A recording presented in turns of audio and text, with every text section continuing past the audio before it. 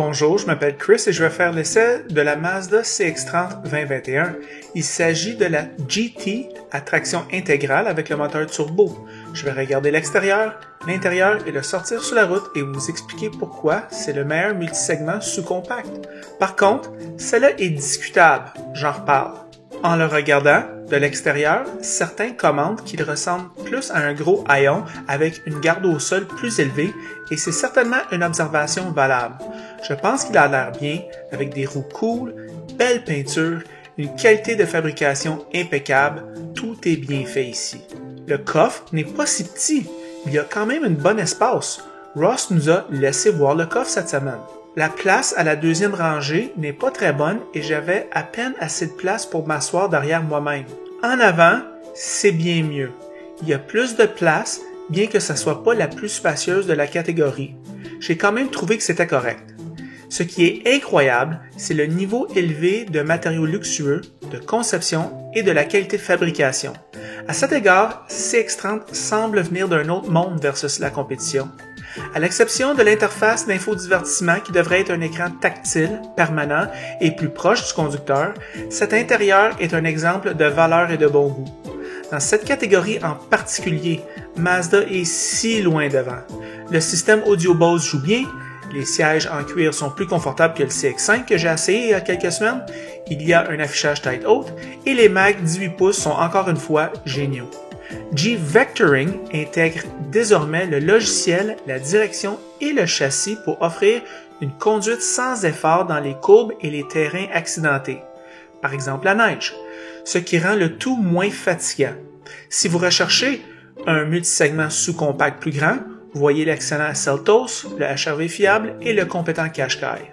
Le moteur est un turbo 4 cylindres qui fait 227 chevaux et 310 livres de couple avec un automatique 6 vitesses. Le moteur le plus puissant de la catégorie, mais il est aussi le plus assoiffé. C'est à vous à décider. Mazda vous laisse le choix. Moi, personnellement, j'aime l'option non turbo. Ce turbo fait 10,5 litres en ville et 7,9 litres sur l'autoroute. Voici nos réflexions sur la route. Bonjour les amateurs de voitures, aujourd'hui avec Ross, il m'apporte le Mazda CX-30 GT Turbo 2021. Ross, qu'est-ce que tu en penses de ce véhicule-là? Première génération du Mazda CX-30. Toujours au goût du jour, Mazda nous livre des véhicules vraiment selon une silhouette visuelle qui est toujours la meilleure probablement dans le créneau. Ça mérite la top Safety Pick plus selon les IHS en termes de sécurité en cas d'accident. Donc, un véhicule très intéressant, très sécuritaire, malgré sa petite taille. Évidemment, la brochette de prix, ça va de 26 615 $, jusqu'à 38 315 $, le prix du modèle d'essai qu'on a avec le GT Turbo.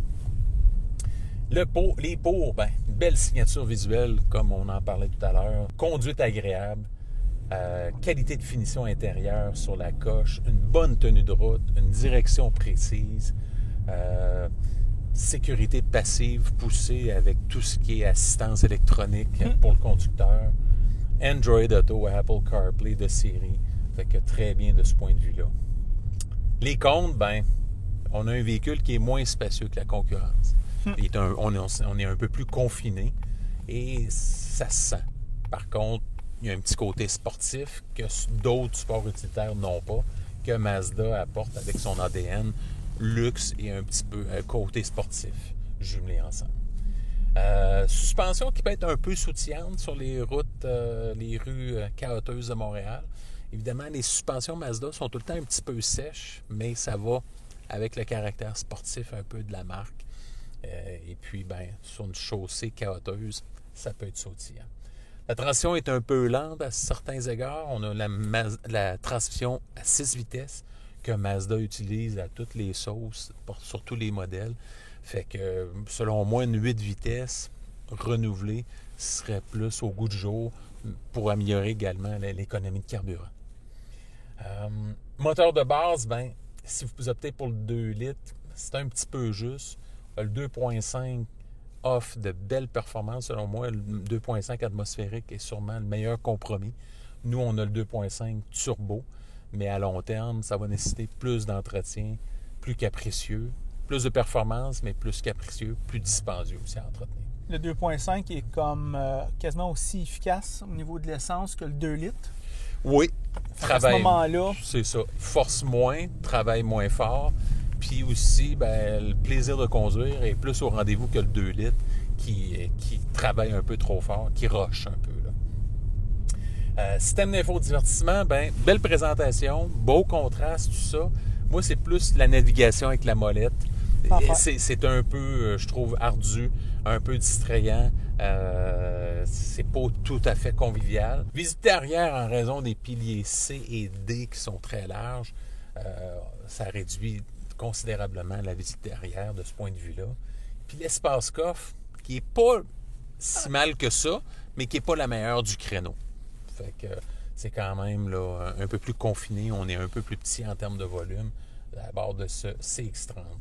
La concurrence, très féroce, créneau très lucratif et très compétitif. On a le Buick encore GX qu'on a essayé il y a quelques mois, qui est très intéressant. Chevrolet Trailblazer aussi, qui est un autre véhicule intéressant chez GM.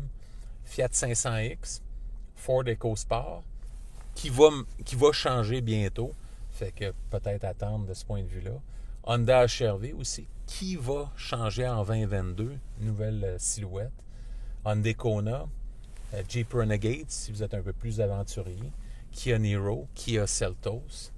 On pourrait penser également au Nissan Qashqai, qui est un beau véhicule, belle présentation de chez Nissan. Et si vous aimez la capacité hivernale à son meilleur, on ne peut pas penser sous silence le Subaru Crosstrek, qui est vraiment là, qui fait cavalier seul à ce niveau-là. Fait que, quelles sont tes premières impressions sur le Mazda CX-30 GT Turbo 2021? Mais Ross, avoir conduit plusieurs de ses compétiteurs depuis la dernière année, on avait essayé ce véhicule-là il y a quelques mois dans une autre version, une autre année modèle. Et puis moi, je peux te dire, Ross, que moi, je trouve que c'est mon coup de cœur dans le créneau.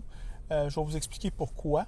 Et il faut dire aussi que quand je dis coup de cœur, c'est peut-être pour mes besoins personnels. Puis je vais tempérer au cours de mes explications. On va commencer avec le style extérieur, que moi, je trouve que c'est le top. La très couleur, le gris pastel il est écœurant, la qualité de peinture est écœurante, le trim alentour des roues noires, les mags noirs, c'est fait avec du goût, puis c'est bien fini. C'est du gros Mazda. À l'intérieur maintenant, mais c'est vrai ce que tu dis qu'on se sent un petit peu confiné ici, mais par contre, c'est moins pire qu'on pourrait le croire. Moi, la valise arrière, somme toute, je trouve qu'elle est correcte. Ici, assis en avant, moi, je trouve que ça stuff. On est quand même assez bien. C'est la deuxième rangée qui est poche. La banquette arrière, c'est là qu'on souffre si on doit s'asseoir. C'est en dessous de la moyenne. C'est nettement en dessous de la moyenne. Puis ça pourrait déplaire à certains qui ont plus de 2 personnes à transporter pour de longues durées. Surtout comme toi, assis ici, moi, je ne pourrais pas m'asseoir en arrière. Alors, c'est à considérer lors de l'essai routier. À part ça, l'intérieur, c'est les meilleurs matériaux, c'est la meilleure qualité d'assemblage, c'est les meilleures interfaces de conduite au niveau de la direction, le moteur, transmission, freinage, c'est doux, c'est bien fait. La suspension, moi je te dirais qu'elle est correcte pour la ville, à part les plus grosses bosses, toutes défaites de Montréal, mais je pense que ses compétiteurs rushent aussi avec Montréal. C'est un petit peu Planète Montréal ici. Si tu vis à l'extérieur, je pense que ça va être bien. Un bel équilibre entre l'agrément de conduite et le confort. Moi, je pense que j'attribue ça au G-Vectoring, où est-ce que cette notion, où est-ce que tu utilises le logiciel, comment le châssis est réglé. Même le choix d'amortisseur que j'ai lu sur le site web de Mazda, la direction, tout est pensé pour avoir une conduite la plus facile possible. Surtout, peut-être, on va prendre des courbes un peu pressées et c'est pas fatigant en conditions neigeuses, mais tout ça, ça travaille ensemble pour une expérience de conduite le plus confortable possible et ça marche. Je te parle du résultat net. On le sent pas travailler, là, mais je veux dire, le résultat net, il marche. Oui. L'ADN de Mazda est là. Oui. Transmission moteur, mais c'est sûr que le moteur dans la catégorie avec le turbo, c'est probablement le plus puissant. Oui, très puissant. Moi, je te dirais aussi c'est un des plus gourmands, surtout en 4 roues motrices, et combiné avec cette transmission 6 vitesses qui, somme toute, elle n'appelle pas attention elle-même. Et à défaut d'avoir beaucoup de vitesse, elle est fiable. Très fiable, même, Ross. Elle est quand même silencieuse sur l'autoroute, comme qu'on vient juste de voir. Si on compare à ses rivaux, je ne compare pas naturellement à un CX-9. Moi, je te dirais, belle touche ici de l'agencement des couleurs, du brun un peu chocolat ici avec le gris. C'est vrai que le HRV, mettons, il est beaucoup plus confortable, il est beaucoup plus spacieux. C'est vrai que le CHR est un petit peu plus joyeux. Et on va dire peut-être sa silhouette est un petit peu plus jeuneau, un petit peu plus fresh. Puis avec les années, on dirait que ça se démode pas.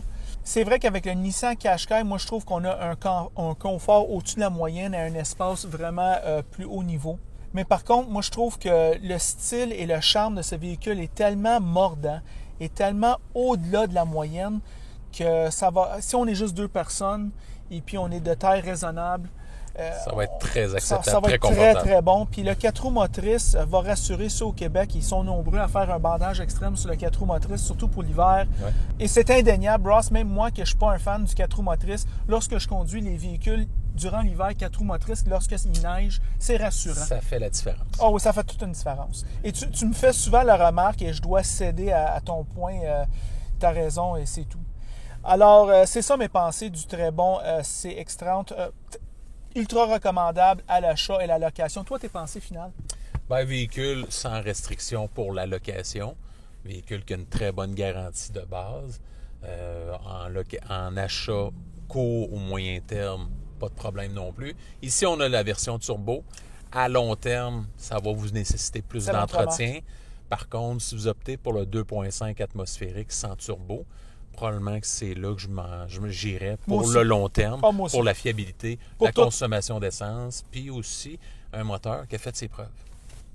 Et c'est ça nos pensées sur ce Mazda CX-30. En passant, si vous aimez la vidéo, aimez-le. Si vous ne l'aimez pas, aimez-le pas. Et si vous l'aimez beaucoup, mais franchement, abonnez-vous à la chaîne. Et c'est tout.